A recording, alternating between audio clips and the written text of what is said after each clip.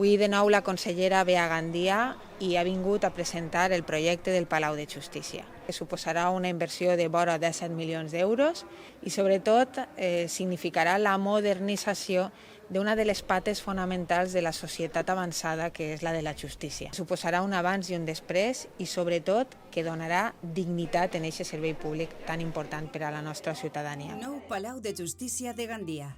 En este solar de 4.283 metros cuadrados. Era una prioridad acabar con edificios que no reúnen condiciones de salubridad, acabar con la dispersión y dotar a la ciudad de Gandía de un edificio que esté a la altura de lo que esta ciudad necesita, que garantice unas premisas básicas tanto para quienes están trabajando en el ámbito de la justicia, sus profesionales, como para la ciudadanía. Hemos apostado por unos edificios sostenibles que van a ser capaces de funcionar con un consumo cero de energía. El coste serà cero.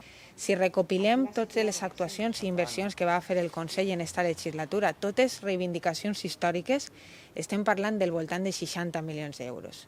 En un moment de tantes incerteses i tantes inseguretats com és el de la Covid-19, que siga l'administració pública la que doni certeses.